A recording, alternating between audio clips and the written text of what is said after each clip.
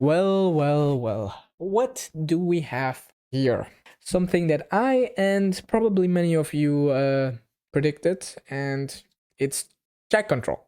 It's back. It's back. It passed, and to no one's surprise, really, because that's kind of the whole strategy that these interest groups have that want laws like these to pass because it plays into their cards, and that is to obviously propose a law.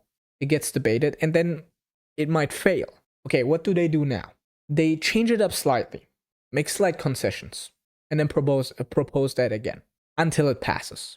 Because the only thing they need is this law to somehow enter and pass, like to somehow pass. Because once it actually enters the law book or whatever, like the once it becomes an actual law, it is way easier to build upon that and get your ideas or your desired laws into like to pass, because you can just build upon that already existing law.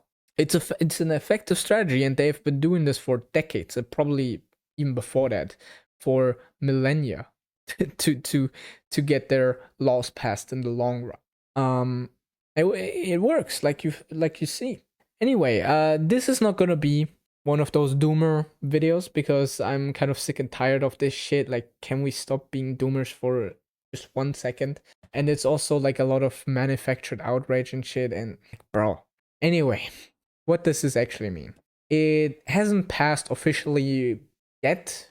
It's in effect until 2028 because the parliament has agreed upon this, but the member states haven't yet approved that. So it hasn't passed fully yet. Okay, it is temporary and still in negotiation. All the negotiations will resume later this year, September, where the member states will discuss this and decide. As you can see here, the vote means member countries must now decide whether to accept the updated proposal. Now, this sounds fine and dandy until you look at this nice website. Fightchatcontrol.eu is a very good website for all of you interested in this subject. And as you can see here, we have the member state positions, and it doesn't look good for us at all. Most support this.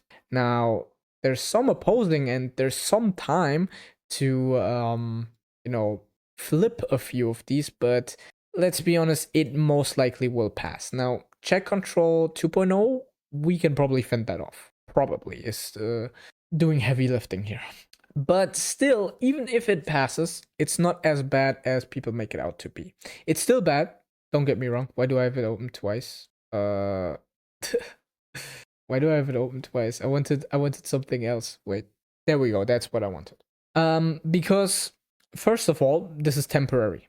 That's not first of all, it's voluntary, which means that companies have to decide themselves if they want to implement this. And it's probably going to be mainly used by these kinds of services, ones that are already bad and basically have this built in. Let's be honest, they basically already have this built in. Now it's just official. Now they're just going to make it official with a law like this. So yeah. But privacy-focused messaging apps will probably not implement this because it's just going to be bad press for them, because they live off being, a privacy-focused service. And then you implement something like this, it's basically suicide.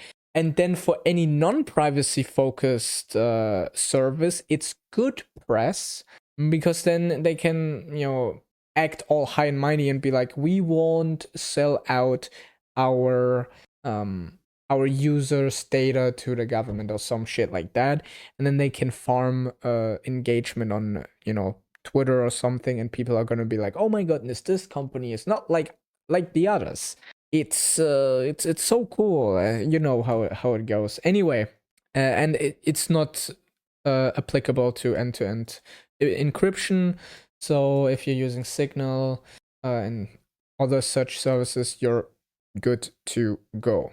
The bad part would be if Chat Control 2.0 passes. That is going to be the very bad part, because it's going to make it mandatory. And it could even be used for encrypted messages. Now, this is debated, like if they even want this in 2.0, but if they want it, that's bad. Now, this is currently in negotiations, in these trilogue rounds. 5 already have failed, and the last one, the supposedly final one, collapsed over suspicionless scanning. Negotiations continue under the Irish presidency, not residency. Or what the fuck. Anyway, that is first of all not suspicious at all that happens, but hey. But if this doesn't pass, which it seems like it's not going to pass, but there is a chance it's going to pass, and if it passes, it is going to be so bad for us. Holy fuck, it's going to be 1984 for really, yo. Not even a meme. At that point, it is 1984. Not quite 1984, but it's like 80% there. It's like 1967. 6-7. It's not quite there because 1984 also didn't happen in a day, okay? 1984 wasn't built in a day. That was a process. And stuff like this, what people don't realize, it's a process. 1984 might seem like it's far off in the future. It's a process, bro. If they do shit like this for the next 10, 20, 30 years, we will be there. It's all I'm saying. Anyway, but even if this passes, I don't think it's going to be over. And I want to hold a little speech here at the end. Okay? Here's, by the way, the timeline. You can also view that if you want. But I'm going to make a speech here at the end because I want to address something. This kind of defeatism in this space.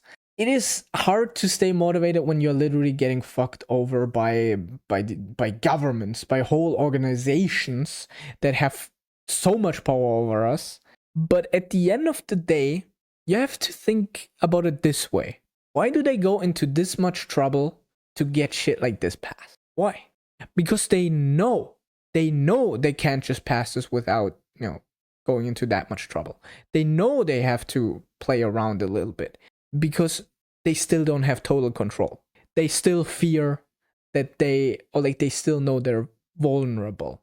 And they are. And as long as there are people like us who are opposing these kinds of laws, who are opposing this tyrannical kind of system, as long as there are people like us, it's never over. And that is what they want you to think, that it is over. And it's a propaganda tool. Because propaganda is not a one-way street. They don't want you to only believe one opinion. They want to just make you compliant. And it doesn't matter in what way. And people like us, who are very skeptical, who question authority, and who are for our rights, and who fight for them, we are not so easily swayed to agree with stuff like this. So what they do with us is they make us feel weak, they make us feel alone, and they make us feel hopeless. Because what is preferable to institutions like these? A loud, vocal minority, an active minority, or a slightly disgruntled minority that just bitches about the laws you pass but doesn't really push back because they've been kind of defeated, in a sense, mentally defeated. And I think we need to kind of lock in a little bit and stop crying like bitches and kind of stand against us. And I know people say contact here where is it? Find your representatives. Contact your representatives. That's a nice little gesture. It is a little dopamine boost, and it does sway probably the votes a little bit. But at the end of the day, you're still playing by the system. This is set up by the system, and they're fine with this existing with representatives because it gives people like us a good feeling and like we did something. Now, I'm not trying to say you shouldn't do this, or I'm trying to talk down anybody who does this. I'm just saying that at the end of the day, it's not enough. You should be doing this, and then on top of that, make more noise. Okay. And you don't even have to go out and demonstrate, even though that would be good. But you just have to be loud and show that you won't take this. And I feel like the internet is still a good place to fight this war. Because the internet still, and I'm saying still, is one of the best tools ever in history for people like us, regular Joes, to fight back against us. Like what power had a peasant to fight against his like oppressive king? He could maybe find other peasants who were against what the king does and then kill him, overthrow him. That happens a few times. We could also do this. I'm just saying hypothetical. I'm not. It's not a call out for violence. I'm just saying that maybe we should strike while the billionaires and politicians are still human and not cyborgs that are unkillable. Hey, who said that? That was not me, bro. That was AI generated. Anyway, but nowadays we have this platform where we can gather. We have this platform where we can easily gather. But even here, I feel like this is a small minority, and I don't even think that it's because it's not enough people being against us. It's just not enough people doing anything against us. Because online, you know how it is. 90% watch the video or like watch and consume. They don't interact. 9% interact. And then 1% create. Whatever that saying goes. You know, YouTubers have said this to you probably already. Anyway, and I think we should just stop whining all the time and, I don't know, gather and do something, because it just feels like so counterproductive. Because every time I know there's gonna be a million videos like this where they just like, oh my god, it's so over, this law passed, and then the whole video will be about like how it's over, and you're like subverting yourself. You are psyoping yourself into being somebody who believes that it's over. You are psyoping yourself into somebody that loses this war. That's just my 2 cents on this whole topic. I know that I am making a video here, and that is like kind of the only thing I'm doing, quote unquote. But it's actually not the only thing. I talk with people in real life about this, and I try to convert them, and I try to make them aware of it, which maybe has got me in a little bit of trouble. Maybe interpersonal relationships have suffered under this, but I don't really care. I don't care if this is enough to like unsettle you. I'm just like you're kind of a snowflake. It hasn't caused any major interpersonal problems for me, by the way. It's just like some like acquaintances have given me strange looks based on what I've said, and they're like, I don't want to talk about this. I don't care about politics and shit. But it's like, politics cares about you, motherfucker. It's hard to get normies to care about this shit. It's so hard. I know how it is. But if we don't at least try, like what can we say? Like, can we say we have tried at least to stop this? No, man. We sat on our asses and didn't do shit. Anyway, I'm yapping too much. No, I'm not yapping enough, because you guys need to hear what I'm saying. Bye, and I hope that you at least took something out of this video. Maybe a better perspective on this whole thing. Maybe a better perspective on life. Maybe some more motivation or whatever. See you guys sometime, maybe. And bye.